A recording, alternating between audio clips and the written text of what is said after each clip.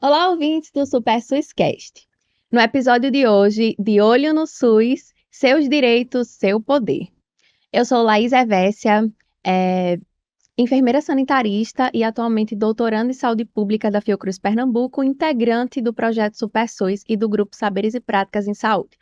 Eu sou uma mulher branca, tenho cabelos compridos, tingidos de loiro, estou usando uma blusa branca, brincos dourados, estou segurando uma plaquinha com o título Super SUScast. Bom, hoje nós temos convidados super especiais aqui, que são usuários do SUS e também já participaram de espaços de participação social, como, por exemplo, conferência de saúde. E hoje nós vamos tratar exatamente sobre essas temáticas. Então, eu queria que Tiago e Fernanda pudessem se apresentar para o nosso público do Super SUScast.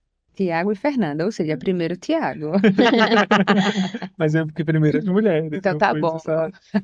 Gente, Oi, gente, queria agradecer a oportunidade, de estar aqui falando de um tema tão importante a nível de políticas públicas, que é a participação da gente, a participação da sociedade nas decisões de saúde. Eu sou Fernanda Barbosa, sou uma mulher branca, tenho cabelos cacheados na altura do ombro, estou usando uma blusa verde com 2 botões do Super SUS.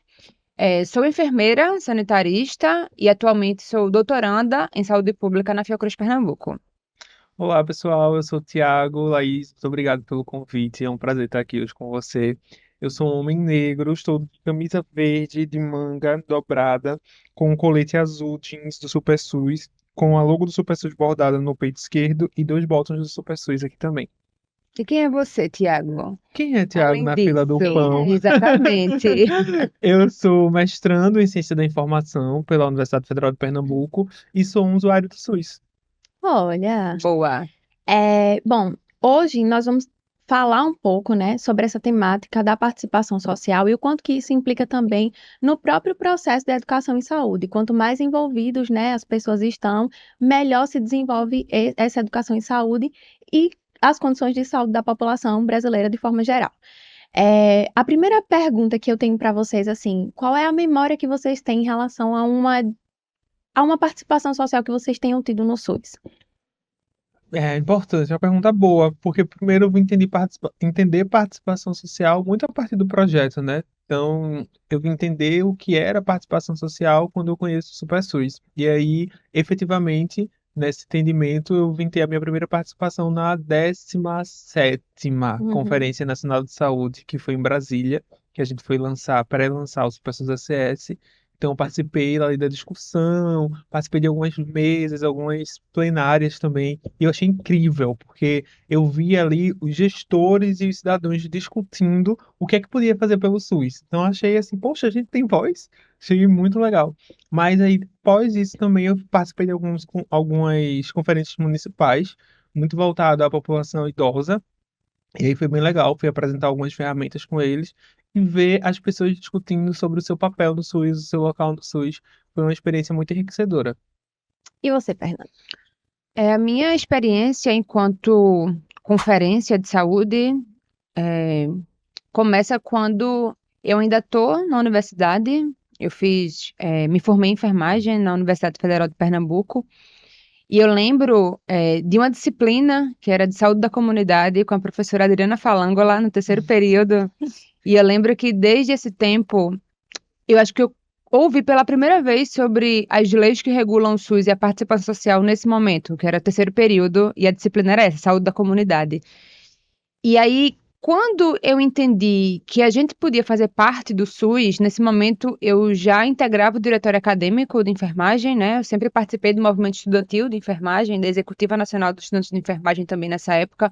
Então eu sempre tive participação naquela época, pensando os rumos da minha futura profissão enquanto enfermeira, mas também pensando no SUS de uma maneira geral, Eu acho que a minha lembrança assim, mais antiga de participação social foi nesse momento onde eu me aproximo teoricamente do tema, tento atuar a nível de movimento social, movimento estudantil na universidade, e quando eu me formo enfermeira, entro na residência na Fiocruz enquanto sanitarista, e logo após começo a trabalhar na Secretaria de Saúde do Recife, eu tive a oportunidade de ser delegada, porque, enfim, para quem está nos ouvindo, esse espaço de conferência de saúde é um evento que ele acontece a cada 4 anos para pensar como o SUS vai se estruturar. Então, a gente tem uma conferência municipal de saúde a nível de cidade, né, de município.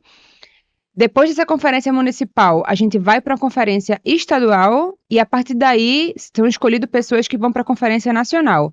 E em Recife, eu era delegada enquanto gestora, porque aí, né, pensando quem faz parte dessa conferência, são usuários, a população, que representam alguns movimentos sociais, trabalhadores e gestores, sabendo que usuários é para ter 50% dos assentos de usuários, 25% de trabalhadores, 25% de gestores. Como eu era gestora nessa época, eu tive a oportunidade de participar de 2 conferências enquanto gestora, e aí é outro lugar, né? Você estar como usuário é você querer a todo custo que aquela sua vontade individual e também a vontade coletiva daquele bairro que você representa seja atendida. E independente se é possível ou se não é possível, porque eu tenho um anseio, eu tenho um desejo, eu tô vendo pessoas perto de mim que estão padecendo numa fila, estão sofrendo, estão morrendo. E outra coisa é eu estar como gestora, que aí eu tenho uma noção de quanto de dinheiro aquele município tem, de quais são as prioridades daquele município, a partir de estudos também, né, de adoecimento da população, do bairro, da cidade. Então, era um espaço de muita disputa, mas também de muita construção, onde a gente, de fato, ouve a população, porque eu acho que estar nesse lugar da gestão, a gente acaba sendo também tendencioso para alguns interesses também do que está sendo proposto naquela condução política. A gente, né, sabe que a política envolve tudo, para além de partido político, para além de eleição, a política permeia a nossa vida. Então, quando eu ia para uma conferência que eu via uma pessoa querendo, sei lá, uma maternidade, e eu sabia que era melhor ter um posto de saúde do lado da casa dela do que uma maternidade, como é que eu ia explicar isso para ela se ela estava vendo pessoas precisando, né? Mulheres precisando de parto. Então, era um momento de muita atenção, mas acho que também é um momento de muito diálogo. E eu acho que a atenção é importante, a discussão é importante até para a gente ouvir, porque senão a gente da gestão, e aí falo gestão porque eu fui gestora por muito tempo, né? Agora estou mais pesquisadora, mas atuei durante 5 anos na gestão, tanto municipal do Recife, quanto também a nível federal. A gente precisa ver a população, porque senão a gente vai conduzindo as políticas achando, pensando que de fato é a necessidade da população. Claro que não é achando e pensando. Tem estudos para isso, né? Tem há todo um arcabouço maior para que isso aconteça, mas a gente precisa ouvir quem precisa ouvir quem está sofrendo na ponta, né? E entender, né, também como que começam esse processo de conferência, né? Os meninos trouxeram a experiência deles em relação à conferência, é muito semelhante, por exemplo, à minha experiência. Eu vim conhecer, eu conheci a conferência quando eu entrei na universidade pela lei, né? Porque a gente tem uma lei, certo, de participação social. Lembrem lá que nos outros episódios do Supersus a gente falou da Constituição de 1988, que falava que saúde era direito de todos. Depois vem a Lei 8.080, que fala sobre a institucionalização do SUS, né? Cria o Sistema Único de Saúde, mas aí se percebe que tem a necessidade de instituir uma lei exatamente para regulamentar conselhos e conferências de saúde, que aí é também na década de 90, então vem essa lei que é a 8.142, que vem trazer exatamente isso aqui que os meninos estão relatando, né, em relação a conselhos e conferências de saúde. E por que que é importante a gente saber sobre essas temáticas, né? Quando Fernanda traz essa coisa de que ela conheceu na universidade, é uma experiência muito semelhante à minha. Eu vim realmente entender o que era uma conferência porque eu entrei em um curso da saúde, né? Eu lia sobre essa lei, né? Porque para a gente, cadeira obrigatória da universidade. Mas participar de uma conferência eu só tive a oportunidade quando eu já estava no fim da minha graduação. E aí eu participei das conferências locais, né, que estavam acontecendo. Aí foi que eu vim entender. Então, participem, né, das conferências, mesmo que vocês vão como observadores, busquem saber junto com nas mídias de comunicação. Agora em julho estão para acontecer, né? Nós estamos em julho de 2025, estão para acontecer as conferências locais. Então, procurem saber, né, como que vão ser essas conferências para que vocês possam observar. E é isso que os meninos falaram, né? Nós temos nas conferências muito diálogo. Então, o SUS foi construído dessa forma, porque mesmo antes do SUS já existiam as conferências. Inclusive, Sim. o SUS, ele nasce, a ideia do SUS é de uma conferência. Esses dias eu vi um vídeo no Instagram de uma enfermeira que estava lendo a proposta que ela fez lá no passado para a construção do SUS. E, gente, eu fiquei muito impressionada com Nossa. esse vídeo. É muito Muito Vai impressionada entrar com agora esse o pop-up. vídeo. Vamos botar esse vídeo no Eu pop-up. quero ver. Não vi. É muito interessante porque é uma enfermeira e ela leu, porque na época, né, pelo que aparece no vídeo, os Correios, né, que é a empresa brasileira, né, disponibilizavam um formulário para que as pessoas dissessem que SUS é que eles queriam. Então, Caramba. tinha essa parte da participação popular. E a gente sabe que os nomes, né, da reforma sanitária, para vocês entenderem, foi um movimento, né? Tinha uma atmosfera muito favorável para a construção do SUS. Então, tinha um movimento chamado Movimento de Reforma Sanitária Brasileira, que dentro desse movimento, essas pessoas participavam, né, com movimentos nos bairros, discutindo, olha, a saúde do jeito que está, não dá mais para gente.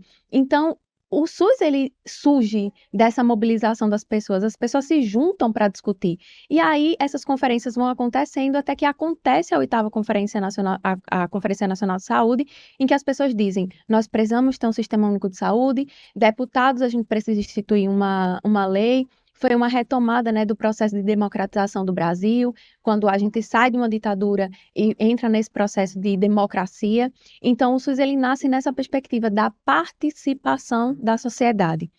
E aí, eu queria até mostrar para vocês uma convidada, que é a Isabelle Brito, que ela é enfermeira, inclusive é enfermeira sanitarista, trabalha na Estratégia de Saúde da Família, também doutorando em saúde pública, e ela já participou, assim como Fernanda, como delegada. E aí eu queria trazer um pouquinho dessa experiência de Isabelle, para a gente poder continuar debatendo um pouco sobre as conferências.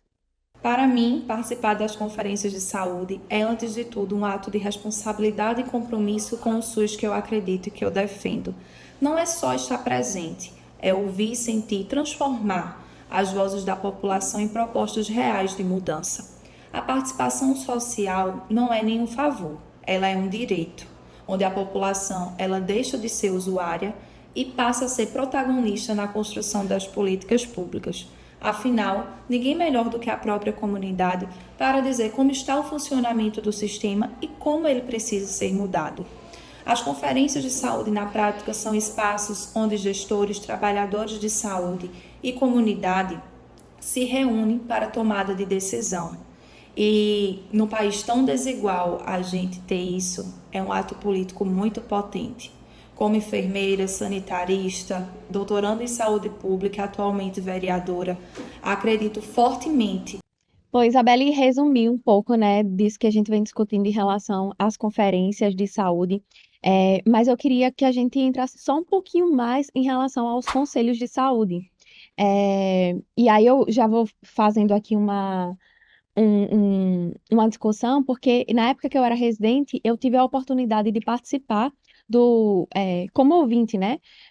Eu estava na Secretaria Executiva de Planejamento, como residente, e aí eu conseguia ver como que eram as discussões e os diálogos, né, nas reuniões dos conselhos de saúde. Então, os conselhos de saúde também são outras instâncias de participação. A gente tem, como Fernanda falou, né, um percentual de usuários, né, que são movimentos sociais, que são representantes de lideranças comunitárias. Então, são pessoas que são eleitas ali para serem conselheiros de saúde.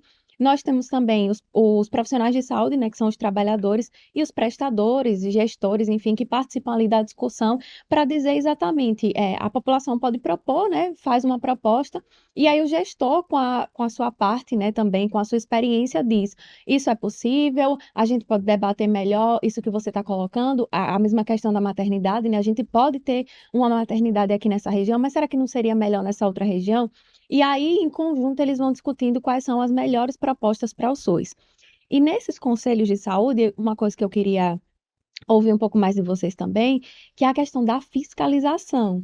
Porque não tem como a gente fazer uma política de saúde sem que a gente fiscalize os recursos, como que eles estão sendo destinados, e é exatamente os conselheiros, né, de saúde que não é só para, a gente não tem conselheiro de saúde só para participar das conferências de saúde, no dia a dia, Sim. né, eles se reúnem sempre para poder discutir e aprovar, inclusive, né, a fiscalização em relação às contas do SUS, e isso também é uma responsabilidade. Então, é aquela coisa, é o meu direito e eu tenho poder sobre esse direito a partir do momento. Por isso que é tão importante você ser um conselheiro de saúde. Não pode ser o Conselho de Saúde não pode ser levado de forma política da pessoa que é mais próxima, por exemplo, ao político local. Tem que ser Sim. pessoas que representem de fato a população, né? E eu acho que é isso. Nós estamos precisando de representantes que nos ajudem a construir as políticas de saúde, que nos ajudem a fiscalizar. E os conselhos de saúde são uma ferramenta muito potente, porque é ali dentro que a gente consegue de fato saber como que estão sendo executadas as políticas locais, né? O orçamento, o Uhum. destino desse dinheiro. E aí eu queria ouvir também um pouco de vocês, se vocês já tinham experiência com o Conselho de Saúde, já tinham ouvido falar, se já participaram. No mesmo ano que eu participei da conferência, eu participei de um outro conselho de saúde e foi bem interessante porque era bem diferente, era muito mais voltado a discutir financiamento, a discutir a gestão em saúde mesmo e mudar muito a perspectiva, né? Porque no conselho, na conferência nacional, a gente vê muita participação social, a participação do cidadão muito ativa. E o cidadão realmente, Fernando, ele não está ligando para o dinheiro, não. Ele Sim, está ligando ali porque eu quero que minha unidade, meu bairro tem unidade de saúde. Eu quero que certíssimos. minha unidade tenha um hospital de alta complexidade. Meu município tem um Sim, hospital. Eles estão discutindo isso. Enquanto a gente vê os conselheiros, né, os conselheiros a níveis de gestão, discutindo outros fatores e outros aspectos. Então sim, isso é muito interessante. E eu acho que talvez seja uma coisa que a gente foi perdendo, né? Esse papel desse conselheiro ativo, que inclusive dialoga com os outros cidadãos do seu bairro. Eu acho que a gente tem perdido um pouco disso. Ele tem o poder de fiscalizar, mas ele também é o poder de ser o elo entre todo mundo e todas as instâncias. Então ele faz essa ponte entre a voz do povo, né, a voz do seu bairro, da sua comunidade, com os gestores municipais. sim, É porque, na verdade, eu acho que isso é uma das coisas que os conselheiros, né, na época que eu era residente, por exemplo, falavam muito, que é a questão mesmo da formação, né? A formação que o conselheiro precisa ter também em relação. Eles passam, né, por um processo de formação também, mas eu acho que isso daí é uma coisa que talvez seja uma lacuna, né? Você entender sobre financiamento do SUS era uma queixa que eu via de forma muito frequente, em relação a esses conselheiros, era sobre o financiamento, né? Como que a gente Uhum. fiscaliza? Então, a gente precisa conhecer cada vez mais sobre o financiamento do SUS, né? E aí eu deixo, inclusive, né, para os nossos ouvintes aí, essa essa cutucada, né? Vamos conhecer mais sobre o financiamento do SUS, como que o SUS é financiado, para quem está sendo destinado os recursos da saúde, para onde estão sendo destinados esses recursos da saúde. Então, eu acho que são essas instâncias de participação que fazem com que isso se fortaleça, né? Quanto mais sim, conhecimento também os conselheiros de saúde têm em relação a como funciona o financiamento do SUS, mais preparados eles vão estar para fiscalizar, né? sim. E aí eu aproveito esse gancho para trazer também na minha experiência, né, nesses anos de gestão, onde, como você bem disse, os conselhos de saúde não só servem para participar de conferências a cada 4 anos, né? Eles têm um papel importantíssimo, inclusive com legislação regulamentada de que tudo que é discutido na conferência de saúde, ela vai compor um documento que a gente chama de Plano Municipal de Saúde. Esse Plano Municipal de Saúde, ele vai conduzir, ele vai dizer para o secretário de saúde onde ele deve atuar. Uhum. Então, se eu definir, se foi decidido durante a conferência de saúde de que eu teria que construir 30 postos de saúde durante 4 anos, que é o tempo de gestão, eu vou ter que construir 30 postos de saúde, porque a partir desse documento chamado Plano Municipal de Saúde, vai ter o acompanhamento anual de todas essas metas. Então, a gente pensa, né? Vamos dar esse exemplo de 30 postos de saúde. Então, vamos dizer que a cada ano eu tenho que construir, sei lá, 10 postos de saúde. Vou botar 40, né? Que eu sou ruim de número, vou botar 40 para ser 10 postos por ano.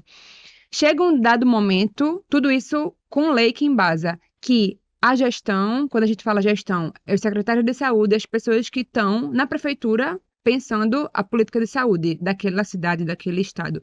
Ela tem a obrigação de ir no Conselho de Saúde aprovar o que foi gasto na saúde e o que foi feito durante esse ano, durante esses 4 anos. Então, eu tive a experiência eu estava à frente de uma coordenação e eu tive que ir no Conselho de Saúde, apresentar no Conselho de Saúde o que foi feito durante os 4 anos, e é um espaço super tenso, super difícil, de muita disputa, mas também de muita transparência. Uhum. Porque o Conselho de Saúde está ali querendo entender. Tá, Porque não você disse cumpriu. aí que iam ter 40 postos de saúde e você só inaugurou 20. Por quê? Cadê os outros 20? Onde é que o dinheiro foi? E aí é obrigação da gestão ser transparente e mandar antecipadamente todo o relatório do que foi feito Isso. e uma pessoa representante para o conselho, e todo o conselho vai fazer perguntas para entender onde esse dinheiro foi aplicado, por que tal ação foi feita e outra ação não foi feita, porque, enfim, né? Quando a gente pensa no Plano Municipal de Saúde, uma ação é feita para 4 anos, mas muita coisa pode acontecer em 4 anos, né? A pandemia. Uhum. Tinha tido um plano municipal de saúde para o ano da pandemia que nem imaginava que ia ter pandemia. Então, teve que ter uma reorganização de tudo que estava planejado com validação do conselho. Então, qualquer movimento que um secretário de saúde quer fazer, ele precisa da validação do conselho. E esse conselho, ele é eleito. Então, as Uhum. pessoas não estão ali de maneira aleatória, não. Indicação, enfim. Há uma eleição, há um período em que eles ficam ali e eles têm que ter muito compromisso. E aí foi bom que você falou de representar, eles têm que representar a população e tem que também ter uma diversidade nesse conselho. Por quê? Se eu tenho um conselho onde ele só olha, sei lá, para populações específicas, para condições de saúde específicas, eu vou deixar uma grande parte da população desassistida. Então, Uhum. como é importante ter uma diversidade e uma representatividade de fato da população nesse conselho, para que a gente consiga, né, ter todas as pautas da comunidade e da saúde atendidas, né? Agora, É. uma pergunta, assim, porque eu acho que o ouvinte também deve ter ficado com essa dúvida. Mas como nós, cidadãos, por exemplo, conseguimos acompanhar esses resultados, essas coletas que são feitas nos conselhos, né? Porque se tem o Plano Municipal de Saúde que deve ser disponível no site e tudo mais. Mas como a gente consegue acompanhar essas metas que são estabelecidas?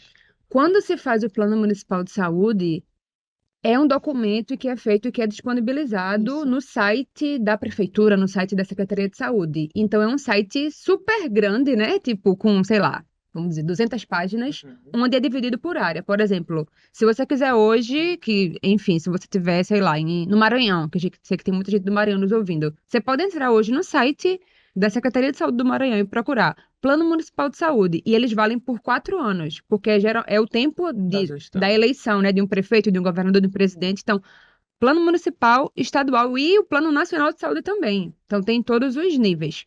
Quando ele abre aquele documento, eu quero saber o que está sendo pensado para o adolescente. Então, eu vou lá, abro aquele documento e coloco lá, né? Ctrl F, adolescente. Então, tudo que for pensado para o adolescente naqueles 4 anos vai estar lá, inclusive com metas anuais. E aí, desse documento, se faz outros instrumentos de gestão, que eu acho que vai ser muito complexo se a gente for entrar nesse nível, mas é importante você saber que é para estar disponibilizado.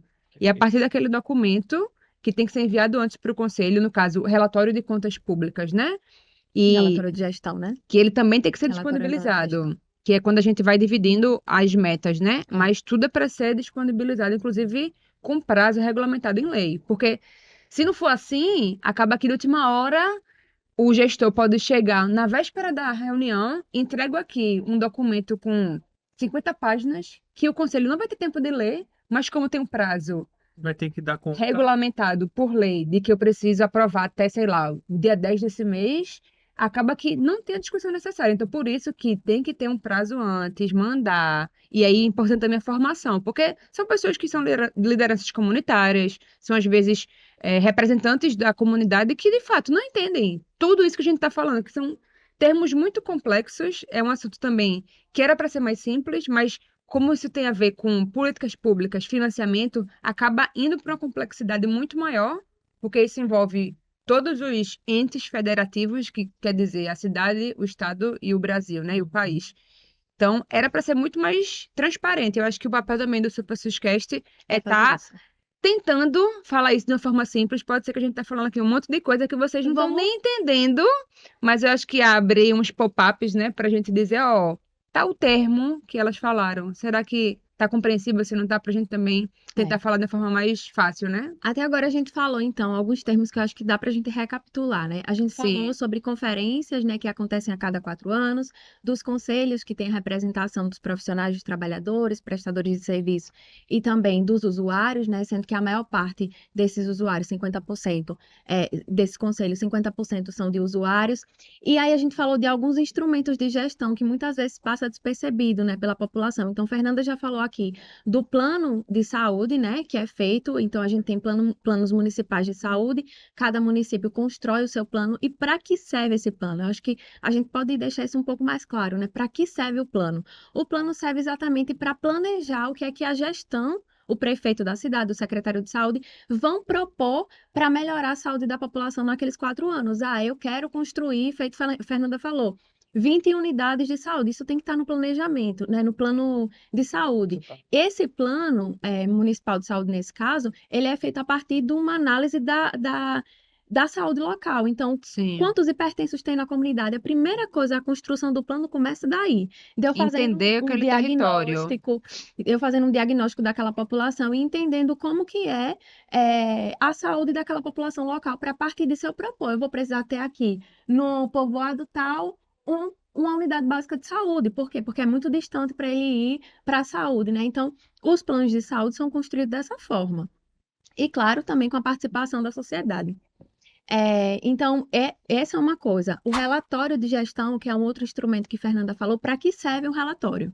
O relatório de gestão é para prestar contas exatamente do que estava no plano de saúde. Então, vejam que tem 2 instrumentos aí. A gestão, ela é responsável, né, por produzir esse plano de saúde e depois de prestar conta do que foi feito. Sim. E aí, esse relatório de gestão, todo ano, durante, né, os 4 anos de gestão, eles precisam apresentar. Então, eu acho que a gente deu aqui, né, algumas informações para vocês que estão nos ouvindo aqui no Super SUScast, mas nos materiais, né, que a gente vai disponibilizar também, vocês podem conhecer mais sobre conselhos e conferências. Agora, a gente tem uma convidada bem especial. Por quê? Porque depois dessa coisa de conferência de saúde, tem a outra coisa que é tão importante quanto, que é a educação em saúde, né, para a população. E aí eu trouxe uma pesquisadora da Fiocruz, que é Michele Feitosa, para falar um pouco com vocês em relação agora à educação em saúde. Olá, meu nome é Michele Feitosa, eu sou pesquisadora aqui da Fiocruz Pernambuco e eu estou muito feliz com esse convite do SuperSUS para falar um pouquinho da possibilidade dessa ferramenta que é o SuperSUS dentro da área de atuação onde eu atuo, que é a vigilância sanitária. Na vigilância sanitária, a gente tem a inserção da nossa vida. Então, a criança que toma uma vacina, a pessoa que vai numa clínica odontológica, o bolo que você come na padaria, o medicamento do idoso, se pode ou não ter a partição, sobre todos os atendimentos, sobre a questão da estética, sobre a permeabilidade dos serviços de saúde. Tudo isso é vigilância sanitária, para que seja um SUS diretamente informado, um SUS verdadeiro, onde você compreenda o que é o medicamento, por que ele é injetável, por que ele precisa ser tomado naquele momento, naquele horário, por que você precisa levar o seu filho para a vacinação, porque o idoso precisa de um atendimento diferenciado, e o SuperSUS é uma ferramenta.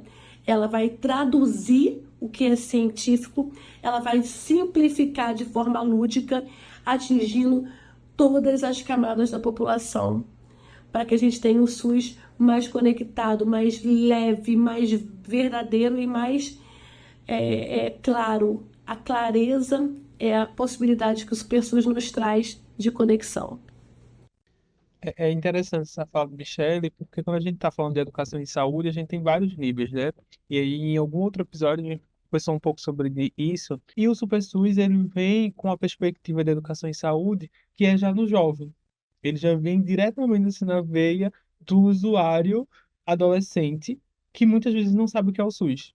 Então, ele é, de fato, um instrumento estratégico, muito lúdico e didático, para fazer com que as pessoas não é que elas se tornem defensoras do SUS, mas que elas compreendam o que é o SUS, como ele funciona, qual a dimensão desse sistema único e universal de saúde pública que a gente tem.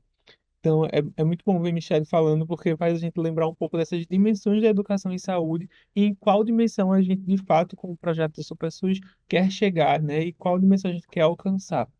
E quando a gente fala muito sobre essa perspectiva da educação, tem uma coisa chamada de educação tradicional, né, que é aquela educação bancária, e que é muito reproduzida pelo modelo biomédico. Então, a gente tem uma reprodução de uma educação que a gente entende que os indivíduos, por exemplo, os usuários do SUS, são desprovidos de um conhecimento, quando na Uhum. verdade não deve ser assim. Eu lembro da época que eu era, por exemplo, estagiária, que eu fui fazer uma educação em saúde e eu fiquei extremamente decepcionada comigo, porque eu vinha de uma universidade que estimulava metodologia ativa e ao mesmo tempo eu estava ali fazendo mais do mesmo. Fazendo uma educação em saúde de reprodução de conteúdo, né? Uhum. Essa é a grande diferença, assim, de você, da educação popular, né? Que a gente tem hoje, né? A vigilância, Michelle acabou trazendo essa coisa da própria vigilância comunitária, né? De identificar na comunidade os riscos que podem ter relacionados à saúde dela. E é isso que a gente quer, junto com o Super SUScast, com o próprio desafio Super SUS, né? Estimular essa ciência cidadã, essa participação e o envolvimento das pessoas, porque o profissional de saúde, ele tende muito a querer só transmitir conhecimento, sem considerar que as pessoas já conhecem e já têm uma visão de mundo. Então, essa visão de mundo tem que ser muito importante. Eu lembro que quando eu fui fazer educação em saúde com um grupo de gestantes, e aí eu imaginava que elas queriam saber sobre amamentação. Eu tinha certeza que, porque eu estava utilizando metodologia ativa na época de círculos de cultura, e aí eu olhei e eu falei, não, eu sei, eu já fui com aquela ideia de que elas queriam saber sobre amamentação. Elas não queriam saber sobre isso. Porque no círculo de cultura a gente vai perguntando, né? Tem uma questão lá disparadora, e aí você vai perguntando o que é que as pessoas querem saber sobre os temas que estão relacionados à saúde dela. Sabe qual foi a temática que surgiu? Zika vírus. Por quê? Porque na época estava aquele boom, né? E o receio Sim. das mulheres e o medo em relação ao Zika vírus era uma coisa muito presente entre aquelas mulheres Uhum. da unidade básica de saúde, né? Das consultas de pré-natal. Então, é isso, assim, eu acho que quanto mais a gente se afasta um pouco dessa educação mais bancária e a educação ela caminha mais para essa educação popular, que é um pouco do que a gente tem tentado fazer também junto com o Super SUS, né? Os estudantes que estão lá, as pessoas costumam achar que a criança e o adolescente não têm a opinião. O que Uhum. nós temos visto nos territórios é uma coisa completamente diferente, muito pelo contrário. Eles têm uma noção de que, por que que a unidade de saúde é tão distante da minha casa? Uhum. Por que que eu aqui da zona rural tenho mais dificuldade de acesso? Isso surgiu na fala dos estudantes quando nós fomos para o Maranhão. Então, são questões como essa que a gente precisa para fortalecer a educação em saúde. Então, isso que Michelle traz, eu acho que o Super SUS, ele tem buscado fazer esse processo de tradução, né, para que as pessoas possam falar de temas de forma leve, Sim. e que a partir disso também elas possam enfrentar os problemas, né, de saúde pública com mais noção de como lidar, né, com esses problemas. Então, eu acho que a educação em saúde, ela tem esse poder transformador. O Super SUS é uma dessas ferramentas, não tem o objetivo de dar conta de tudo. Sim. Eu acho que isso é uma coisa que a gente sempre discute muito, né? O jogo não dá conta de tudo, mas ele é um disparador, inclusive, de diálogo, de discussão, para as vastas temáticas que nós temos em relação à educação em saúde. Então, Eu só queria Fernanda, querem trazer complementar? só uma questão que eu estava te ouvindo, e aí a gente acaba trazendo muitos conceitos, né? Quando a gente entra na universidade, a gente começa a pesquisar, e a gente começa a pensar coisas que são muito simples, mas que a gente, às vezes, dá uma dimensão muito maior para aquilo, né? E vai ficando algo tão mais difícil da população entender, Uhum. que a gente vai criando tanto nome para uma mesma coisa, e aí pensando muito no outro episódio, onde a gente falou um pouco sobre a primeira fase do jogo do SUS, que seria a atenção primária, que eu acho que tem uma ideia muito simples, que é a escuta. Uhum. A gente pode usar vários termos para falar isso, né? Acho que quem está ouvindo a gente já deve ter ouvido vários termos diferentes, mas eu acho que dois conceitos, escuta e humildade, enquanto profissional de saúde, né? E eu acho que não só enquanto profissional de saúde, acho que para a gente enquanto cidadão, né? Sim. Se a gente se propor a escutar o outro e ter a humildade de entender que a gente não vai dar conta de tudo, a gente não é o dono do saber, a gente está falando com outra pessoa que tem uma experiência de vida, que se ela está ali me dizendo algo é porque ela viveu aquilo ou ela está inserida em um contexto, em uma situação, em um ambiente que faz com que ela ou reproduza uma notícia falsa, ou ela acredita em algo que vai ser diferente do que eu acredito. Então, não dá pra gente pensar a saúde e as políticas de saúde de uma forma muito hegemônica. Hegemônica também é um termo muito difícil, mas de uma forma muito padronizada, achando que vai ser tudo igual. Não, o que eu tô falando aqui em Recife vai ser a mesma coisa que eu preciso falar para quem tá hoje nos ouvindo no Tocantins, ou para quem tá nos ouvindo em São Paulo ou no Maranhão. Não, mas se a gente chegar enquanto profissional de saúde, enquanto usuário do SUS, enquanto cidadão, e se dispor a ouvir o outro, a gente vai entender que aquele outro tem tanta coisa para ensinar pra gente, que a gente vai, opa, eu também tenho muita coisa para ensinar, mas também para aprender. Então, como a gente entra nesse equilíbrio, sabe? E eu acho que vai muito do que o SuperSUS ele se propõe, quando eu sempre digo, né? O SuperSUS sozinho ele não vai dar conta, se ele não tiver a gente, não a gente, eu, Laís ou Tiago, mas pessoas que estejam dispostas a, ó, isso aqui é um jogo que ele fala sobre o SUS, mas o que é que você sabe sobre o SUS? Porque no jogo a gente tem uma visão do SUS, que é a nossa visão enquanto Fiocruz, que é um lado, a gente se posiciona de um lado da história. Mas quando a gente chega numa escola, tem tanta história ali, inclusive péssimas sobre o SUS, que acontecem na vida real, que não adianta eu chegar com um jogo lindo e maravilhoso falando da Constituição, se eu não me dispor a ouvir por que tem aquela pessoa, aquele professor, aquele estudante, aquele diretor que tem histórias ruins sobre o SUS, ele vai perpetuar isso, porque é o que ele viveu. Então eu acho que tem que ter essa humildade, essa escuta da gente, a gente enquanto pesquisadores, a gente enquanto profissionais de saúde e enquanto gestores, né? Enfim, eu sei que também tem coordenadores, né, do programa Saúde na Escola que também estão ouvindo a gente, né? Então, como a gente tem a humildade de entender que a gente tem que conciliar, porque assim, a gente tem coisas para fazer, metas a serem cumpridas, pensando, né, no Plano Municipal de Saúde, né, retomando a discussão anterior, tem coisas que estão no papel precisam sair. Mas a forma como a gente faz é que é todo diferencial. E aí, como você traz, né? A gente acha que gestante quer saber de amamentação, quer saber como dar banho na criança. Não. Ela quer saber quem é que vai ser a rede de apoio dela, porque ela é sozinha e tem mais 2 filhos, e como é que ela dá conta daquela situação, sabe? Então, se eu chego lá achando que eu vou abrir o meu cartaz e dizer: Oi, pessoal, hoje a gente vai falar sobre a melhor forma do bebê pegar o seio da. Não. Eu posso ir com aquilo preparado, porque eu sei que é importante que eles saibam, mas antes de eu dar 2 passos para frente, vamos nem dar um para trás, vamos só ficar parado e escutar. Eu acho que isso a gente ganha muito, né, enquanto sociedade, né, e ampliando também.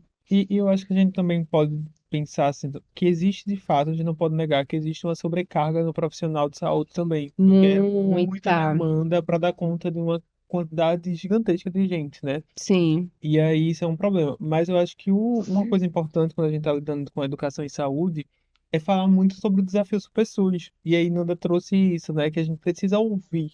E eu acho que o desafio ele está se propondo muito a isso. Acho que a gente chega nessa perspectiva de ouvir o território. Então, o que a gente sim. quer com o desafio é ouvir as pessoas, é ouvir o estudante, pedir para que ele ouça seus amigos, que ele ouça seus familiares, que ele ouça sua comunidade, para que a partir disso a gente ouça esses estudantes junto com os municípios e construa um plano municipal que esse estudante tenha voz, que esse Que ele se adolescente tenha veja, né, voz. e que ele se veja. Exato. A gente pensar o SUS para 2050 é a gente pensar um SUS do futuro.